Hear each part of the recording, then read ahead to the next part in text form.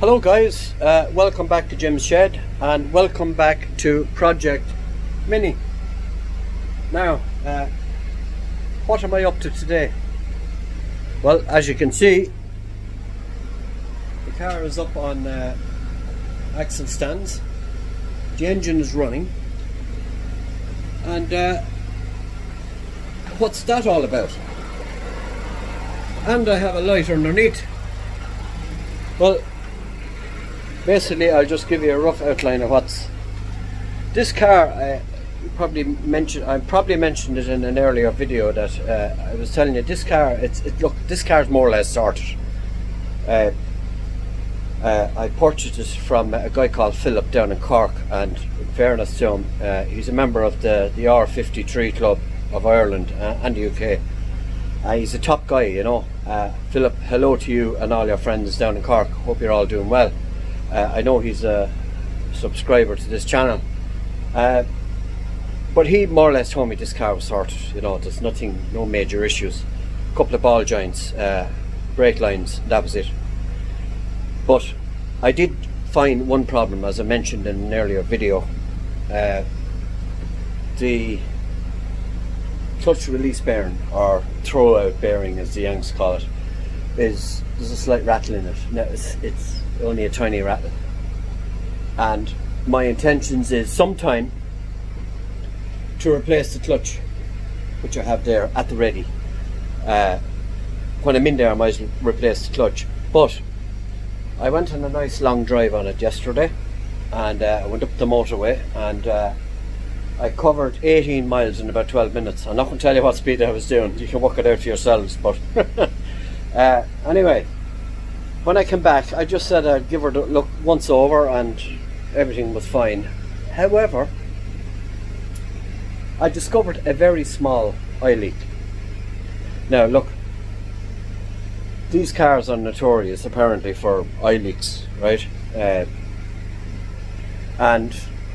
But this car, what we're going to do now is we're going to go underneath and we're going to see how bad the extent of the oil leak is. So without further ado, let's get under the car. She's been ticking over for about 15 minutes, so she's up to operating temperature, and at my own risk I'm going to get under the car and we're going to have a look and see if we can investigate further. So let's go.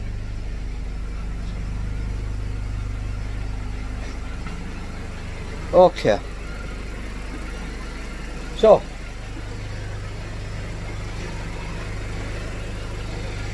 you'll have to bear with me now. So I'm going to take the camera out of its stand.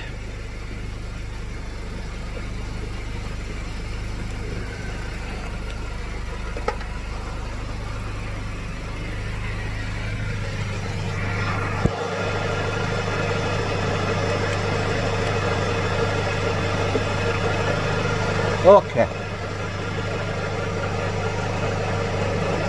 Now, hopefully you guys can see this.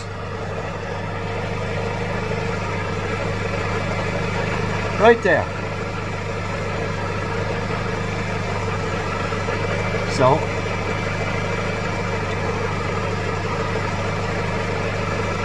just along there, where the bell housing, the gearbox bolts onto the side of the engine here at the bottom of the sump, we have oil along there. Now, there's no gasket between these two, right? Between the bell housing or the gearbox and the sump. And that's why you might say, oh, it must be running down here. No, I've checked that, it's not. It's working its way through here. This is the lowest point where the oil is probably dripping down and just coming out here. I've checked everywhere else, and at all, I have to say, this car is it's bone dry underneath. Absolutely no issues with regards to oil leaks. Bone dry. the subframe might look wet to you guys, but I actually painted it about 2 weeks ago, and that's why it looks like that. That's why it looks so fabulous, we'd say. Also, there's a bit of smoke coming from there, that bolt there. I sprayed WD-40 on that because my intentions is to replace the exhaust on this car, and I've been doing that for the last couple of days because I know I'm going to have a problem with those bolts when it comes to taking them off. And I don't know, it could be a futile, but I'm just spraying WD-40 on them. If I can't get them off, I'll just cut them off. Just the power steering fan, just after cutting in. And also, yeah, the thermostat radiator fan is also after putting in also. So yeah, other than that, it's perfect in here, you know. No issues. I'm going to get back out of here because I feel overheated under this car, so I'm going to climb back out and we'll have a look at the top side of the engine. So just bear with me here, guys. I'm not getting any younger. So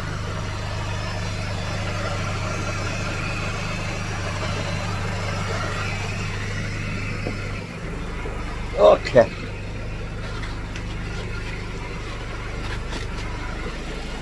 So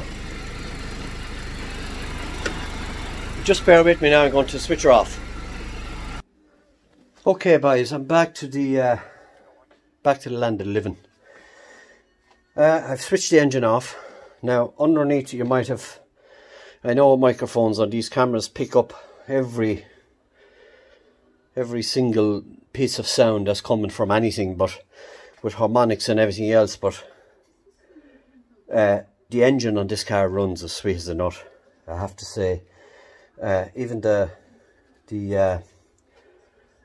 clutch release bearing wasn't rattling there, but it does sometimes, you know, so we will get in there. But look, I'm just looking in. I'm just going to shine the camera in around here so you guys can see. I mean, there's absolutely no, it's bone dry in here. It's absolutely bone dry. You know, absolutely bone dry. Now, I don't know, is it only people that have problems with these cars post them up on YouTube? But I have to say, I mean, every single car I've seen on YouTube, every single Mini, we'll say, I've seen a serious eye leaks, serious issues in there. But this car, I have to say now, it's bone dry in there. It's 100% sorted, so I have no issues, thankfully. But that's the plan. Now, Philip, when the guy I purchased this car off, he told me, he said, look, you're going to have no issues with this car. And I took it for a nice long spin yesterday, but I just noticed that little thing. But as it says, I think the oil light, I think that leak is coming from the crankshaft seal in behind the flywheel. So I'm not worried about it. It's minimum. It's only a little drop, you know. What I'm going to do is, when we eventually get around to doing the clutch release bearing, when we're in there, we'll I'm going to replace the clutch. We'll take out the flywheel and we'll change the crankshaft seal, and that should put that issue to bed. As I says, I'm not sure what type of exhaust system I'm going to put on this car yet. people saying, ah, you know, put one of them boom things on it, you know, with no silencers. No, I don't want to do that. It'd be fucking, you know, waking up the whole place if I went out, especially the winter time coming now. So, no, I'll you know, I don't want to do something that sounds too drony. So, your suggestions and comments would be of great assistance. So, the exhaust is going to be updated on this.